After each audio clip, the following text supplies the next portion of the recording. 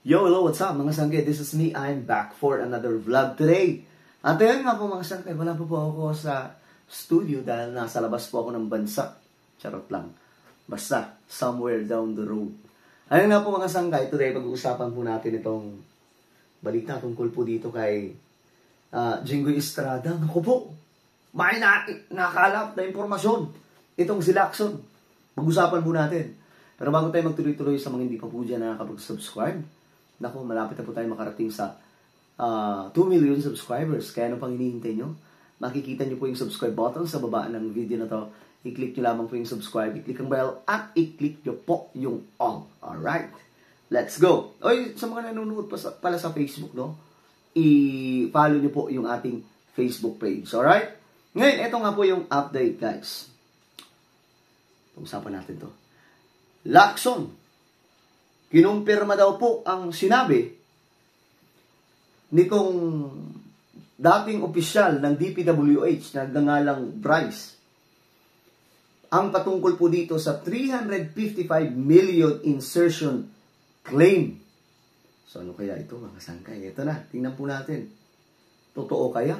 Kasi pinaparatangan po dito si Jinggoy Estrada na isa daw po sa kumikbak mga sangkay at malaking halaga to, 355 million to ha.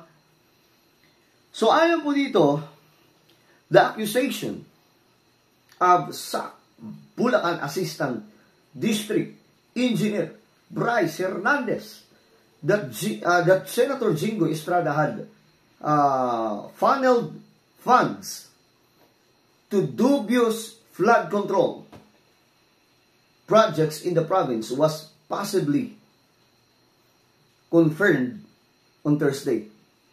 So, ano kaya ang ibig sabihin nito? Nakumpirma ba, mga sangkay, na talagang totoo na tumanggap si Jinggoy? Naku, kapwa senador to, mga sangkay. This Senate Blue Ribbon Committee Chairperson, Senator Panfilo Lacson, told reporters that at 355 million allocation flagged by Hernandez as Estrada's insertion match a figure in the 2025 national budget. My goodness. So, totoo kaya? Posibleng totoo. Pero ang tanong kasi dito, totoo kaya na itong 355 million napunta kay Estrada? Ako mga sangkay, sabi pa nga, mahirap tong maunawaan as of now. Kasi wala pa po tayong nakikitang ebidensya. Pero may mga lead na, itong si Lacson, mga sangkay, ano to Ano ba tawag dito? Magaling tong investigador. Hindi po ito magiging PNP chief kung hindi talaga may utak. Diba? Matalino, hindi po tulad sa isang dating naging chief PNP na kalbo. Na may masabi lang. Every time na nagsasalita. Diba? Ito, kita nyo naman mga sangkay, naghahanap ng ebidensya. So ngayon, mukhang nanililikado ata, no? Si Jinggoy, kasi nakita daw Nakita, hindi sinabi ang pangalan ni Jinggoy, ha? Pero may nakita daw po na totoong nag-i-exist itong sinasabing 355 million. Sabi ni Lacson, we found one. May nakita daw isa. There was indeed an insertion. It's clear that it was either inserted in the Senate version of or during the bicameral conference committee proceedings. So, sa madaling sabi, yung numero na sinabi po nitong Bryce Hernandez ay totoo. Ang tanong, eto na kaya yun? Si Jinggoy talaga yun. Kasi pwedeng nagtuturo lang siya mga sangkay, di ba? Pwedeng nagtuturo lang siya. Pwedeng, halimbawa, itong pera talaga na to, napunta kay Juan. Tapos ang ginawa niya, since para maadiin ang senador, itong napunta kay Juan, sasabihin ko na napunta ito kay Pedro.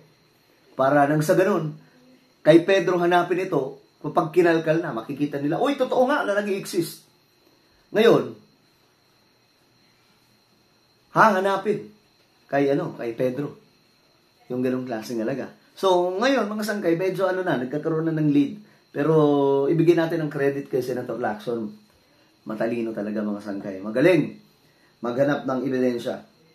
It was confirmed that 355 million was really allocated for Bulacan. Naku, ayun na, mga sangkay. We went further. There were indeed 5 identified projects that had been awarded out of the 355 million. Naku, yari dito si Jinggoy.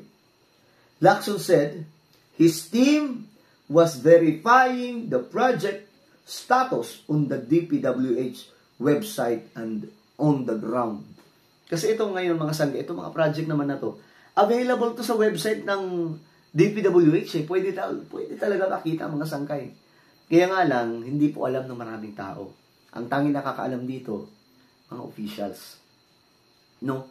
Madali pong hanapin to pag sila, mga sangkay. Kasi, mangangalkal talaga sila ng information sa sobrang dami ng project. Pero pag tayo, minsan tatama rin tayo. Hindi ko alam na mayroon pala niyan website na pwede nating makita, mga sangkay. Di ba? Estrada has denied the allegation, calling Hernandez a blatant liar. Sinungaling. Sobrang sinungaling daw po itong si Hernandez. Lacson said CCTV evidence could support Hernandez other claims. Ako yari, mga sangkay, CCTV. So, hahanapin ni Senator Lacson yung CCTV. Kung makikita doon, tapos ang laban, yari si Jinggoy. Ganun ang mangyayari dyan, mga sangkay. Naku, nagkakalabasan na.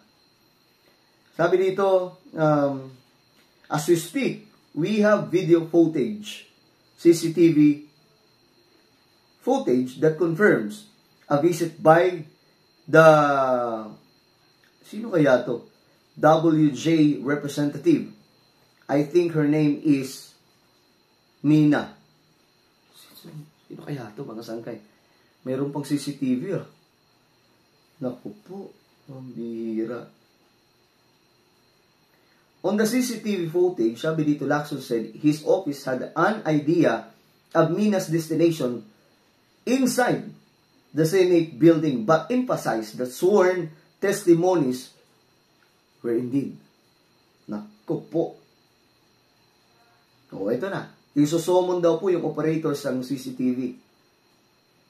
So, dito mga sangkay, magkakaalaman talaga to, lalong-lalo na may CCTV.